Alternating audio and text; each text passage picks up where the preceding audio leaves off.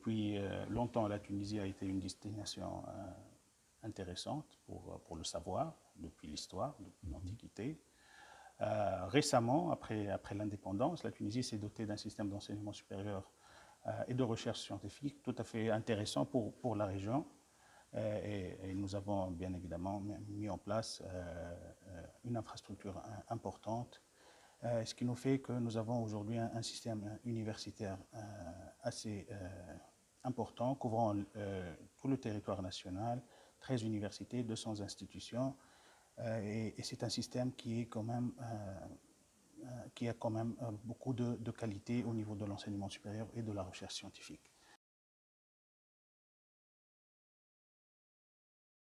La Tunisie maintenant compte 240 000 étudiants dans le privé et 30 000 étudiants dans le public, répartis sur 13 universités tunisiennes, 200 institutions, un peu plus. Parmi ces étudiants, nous comptons 6 000 étudiants internationaux. Ces étudiants internationaux viennent dans des cadres différents. D'une part, nous avons ce qu'on appelle le programme classique qui nous permet d'accorder des bourses et des exonérations de frais d'inscription à un ensemble de pays. Ça se fait dans un cadre intergouvernemental. Ça concerne une quarantaine de pays africains et également l'essentiel des pays arabes. Mais également, il y a des étudiants qui viennent dans le cadre d'échanges intergouvernementaux, par exemple avec le Maroc, l'Algérie, un certain nombre d'autres pays arabes. Et donc, nous avons une diversité de formes sous laquelle les étudiants arrivent. Également, il y a les étudiants qui viennent dans le cadre des collaborations interuniversitaires. La Tunisie est dans une situation tout à fait intéressante. D'une part parce que l'âge médian en Tunisie est, je pense, le plus important en Afrique, le plus élevé en Afrique. Nous sommes l'un des deux seuls pays africains dont l'âge médian est supérieur à 30 ans, alors qu'en Afrique, l'essentiel des pays de l'Afrique subsaharienne ont un âge médian de moins de 20 ans et les pays de l'Afrique du Nord se situent entre 20 et 30 ans. Donc ça, c'est une situation démographique intéressante pour la Tunisie, qui fait qu'il y a une forte demande des pays africains sur les services liés à l'enseignement supérieur, la santé, etc. Alors pour le système de l'enseignement supérieur tunisien, nous avons une infrastructure et une capacité d'accueil des étudiants internationaux qui est très importante parce que nous avons passé au-delà de la phase de la massification. Vous savez, il y a 10 ans, on avait 370 000 étudiants en Tunisie. Maintenant, nous sommes à 100 000 étudiants en moins, en 10 ans. Ce qui nous fait que, bien sûr, on peut focaliser plus sur la qualité de l'enseignement, mais nous avons une infrastructure et une capacité d'encadrement tout à fait intéressante et nous sommes en mesure de mettre ça à la disposition d'un certain nombre de partenaires. Premièrement, il s'agit bien évidemment de mettre en place les programmes nationaux qui sont en mesure de capitaliser un peu sur cette offre supplémentaire et de replacer la Tunisie en tant que destination internationale pour les étudiants.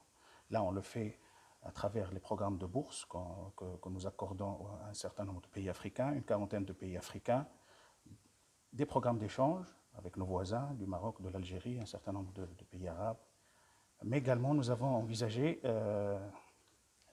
depuis l'année dernière, l'année universitaire 2018-2019, un nouveau programme qui permet d'accueillir des étudiants internationaux contre frais de scolarité. Et donc, ce qui permet d'accueillir également non seulement des étudiants dans le cadre intergouvernemental et dans le cadre d'accords, mais également des étudiants individuels. Pour les collaborations internationales, bien évidemment, on participe beaucoup au niveau Erasmus+, au niveau des programmes internationaux qui existent. Je pense qu'on est parmi les premiers bénéficiaires de ces programmes-là, mais ça reste tout à fait... ça pourrait être consolidé davantage, bien évidemment. L'enveloppe des mobilités qu'on a pu mettre en place avec Erasmus, par exemple, Erasmus+, l'année dernière, c'était 1500 Tunisiens, donc 800 étudiants à peu près, et l'autre partie c'est les enseignants et le staff. Donc ça pourrait être consolidé parce que les pourcentages ne sont pas très importants par rapport au système universitaire tunisien. Mais parallèlement, on met en place beaucoup de collaborations scientifiques dans le cadre de H2020 et dans d'autres cadres. L'Union pour la Méditerranée se place comme un organisme, on va dire, d'appui à des initiatives de coordination, mais pas, ils n'ont pas à ce stade un programme ou initiative de mobilité Méditerranée qui puisse un peu aider les pays de la Méditerranée à avoir une circulation multidimensionnelle entre les pays.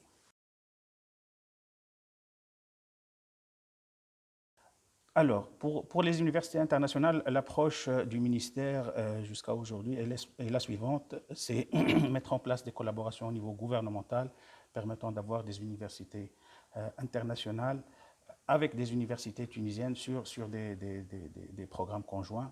Bien évidemment, ça peut concerner les doubles diplômes, les codiplômes, il y en a beaucoup dans le système universitaire tunisien, mais on s'achemine davantage également vers de projets plus structurants.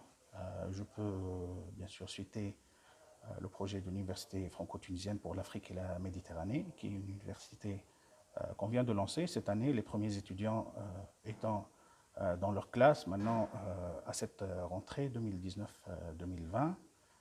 Une université qui a été faite sur la base d'un réseau de collaboration important entre universités françaises et tunisiennes, mais également sous l'impulsion d'un pilotage ou d'un portage politique tout à fait important qui a poussé à réaliser cette université dans un temps, on va dire, très court.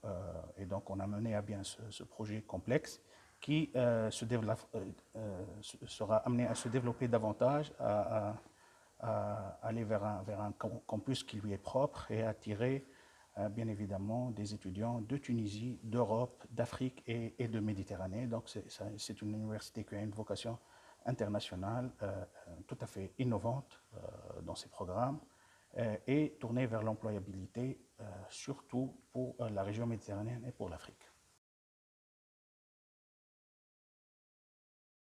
Bien évidemment, un appui supplémentaire pour favoriser un peu la coopération sud-sud, le développement des mobilités entre les pays on va dire du Maghreb, mais également entre les pays du nord de l'Afrique et les pays de l'Afrique subsaharienne serait tout à fait intéressant. Bien sûr, dans une logique d'appui à des partenaires traditionnels qui ont les pays de l'Afrique subsaharienne et de l'Afrique du Nord, mais également pour mettre en place ou pour mettre à profit un peu l'expérience, par exemple, que nous avons en Tunisie, l'infrastructure que nous avons en Tunisie, la capacité d'encadrement que nous avons en Tunisie pour les pays africains. Ça coûtera moins cher, sans doute. Ça apportera beaucoup d'avantages et pour les étudiants internationaux qui viendraient en Tunisie et également pour le système universitaire tunisien et plus largement pour cette coopération, on va dire, Europe-Afrique. Je m'explique, un étudiant international qui viendrait en Tunisie coûtera beaucoup moins cher. Il aura accès à une infrastructure intéressante en matière d'enseignement supérieur. Il sera sur la Méditerranée, qualité de vie excellente, une démocratie vibrante comme la Tunisie, hein, qui est en train de vivre cette transition, qui est en train de consolider sa démocratie. Tout ça, c'est intéressant. Mais également, ça permettra aux institutions universitaires tunisiennes, bien évidemment, de consolider la qualité de leur enseignement. On sait que l'internationalisation permet, bien évidemment, de donner un enseignement de meilleure qualité. Ça permettra aussi générer des ressources alternatives aux universités tunisiennes et de redonner un peu ce positionnement de la Tunisie en tant que destination universitaire qu'elle a souvent été de par son histoire d'ailleurs. Nous avons un système qui est tout à fait adapté aux besoins et des pays francophones et des pays arabophones et des pays parlant d'autres langues. Bien évidemment, l'enseignement se fait essentiellement en français et en arabe, selon les disciplines. Parfois, c'est un mélange. Mais nous nous sommes dotés d'un instrument tout à fait intéressant pour favoriser l'intégration des étudiants non arabophones et non francophones en Tunisie. On appelle ces étudiants qui viennent dans les multiples cadres de coopération que nous avons à faire un semestre ou une année de langue préalable à l'Institut Bourguiba des langues vivantes, qui est une institution tout à fait intéressante et reconnue à l'international pour les formations en langue, et ce qui permet à des étudiants, aujourd'hui on a des étudiants du Nigeria, de Zambie, de la Guinée-Bissau, etc., donc une diversité de langues. On a des étudiants palestiniens, beaucoup, qui viennent en Tunisie, sans parler un mot de français. Au bout de 6 mois de langue, ils intègrent les universités tunisiennes, ils font de bons résultats. Donc il y a quand même, beaucoup de possibilités, mais également davantage maintenant, de plus en plus, nous avons des formations en anglais. Nous avons même une institution qui fait des formations exclusivement en anglais, qui est Tunis Business School, et de plus en plus de masters, etc., qui sont faits en anglais. Alors, dans le domaine de l'agriculture, vous savez, l'INAT en Tunisie a été fondée en 1898 comme première école d'ingénieurs africaine. Donc, elle a dans son ADN la formation, et d'ailleurs, elle était destinée à des étudiants de plusieurs pays. Mais également, aujourd'hui, bien évidemment, nous avons les institutions relevant de l'IRISA, qui est l'institution de recherche d'enseignement supérieur agricole, reçoivent beaucoup d'étudiants internationaux. Il y a une forte demande sur les écoles d'ingénieurs en agronomie, sur d'autres spécialités relevant du grand secteur de l'agriculture.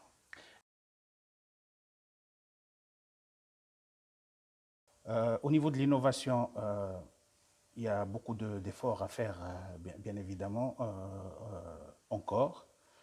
Mais nous avons quand même mis en place un certain nombre de programmes. Nous avons des technopoles, un réseau de technopoles, là où il y a bien sûr l'aspect recherche, l'aspect enseignement, l'aspect industrie et les espaces de vie en commun et les espaces de transfert en commun. Donc il y a un réseau de technopoles. Il y a des pépinières. Nous avons un réseau tout à fait intéressant également des DISET, c'est les Instituts supérieurs d'études technologiques. Il y en a 25 sur tout le territoire, dans tous les gouvernorats tunisiens. Et donc, il y a quand même un système qui a une bonne capacité en matière d'enseignement supérieur, une bonne capacité en matière de recherche fondamentale et beaucoup de programmes qui sont en train d'être faits pour favoriser le transfert de technologie et l'innovation.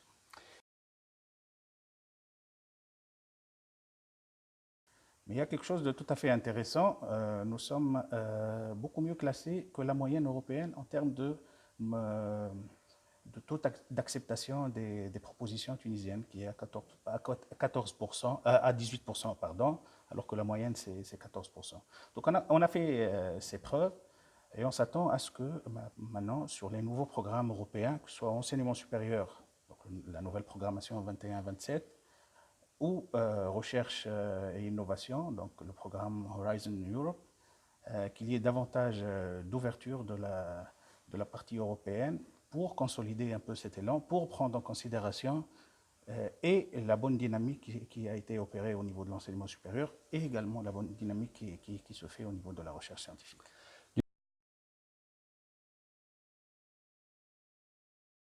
Nous sommes vraiment sous-représentés dans le cadre de la collaboration scientifique de la Tunisie avec l'ensemble des pays africains. Il y a des choses intéressantes qui se font. On considère bien évidemment l'Afrique du Nord comme étant l'Afrique.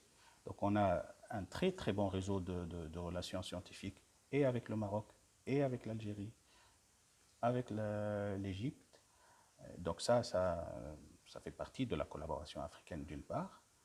Nous avons un programme tout à fait intéressant de recherche scientifique avec l'Afrique du Sud, qui est là un très bon partenaire avec lequel on appuie des projets de recherche conjoints, on va dire on s'appuie mutuellement pour accéder aux fonds européens et on fait beaucoup de réseautage entre les institutions de recherche, etc. Ça marche très bien. Bien évidemment, la composante recherche scientifique, on tend à l'intégrer davantage dans les programmes et les accords que nous avons avec les pays africains. Il est vrai que, de par le passé, mais jusqu'à aujourd'hui, l'attraction des étudiants internationaux a été prédominante dans les relations bilatérales avec les pays africains. Là, on intègre une dimension recherche et innovation de plus en plus dans ces accords. Bien sûr, ça mettra du temps à se mettre en œuvre, mais la Tunisie est tout à fait intéressée à participer davantage, mais également à abriter des centres d'excellence africains, puisqu'on a la potentialité en matière de recherche et d'innovation. Donc, dans le cadre de cette coopération pour le continent africain, dans le cadre des programmes de l'Union africaine, ou plus globalement dans le cadre d'autres collaborations tripartites, Inde-Afrique, Union européenne-Afrique, Chine-Afrique.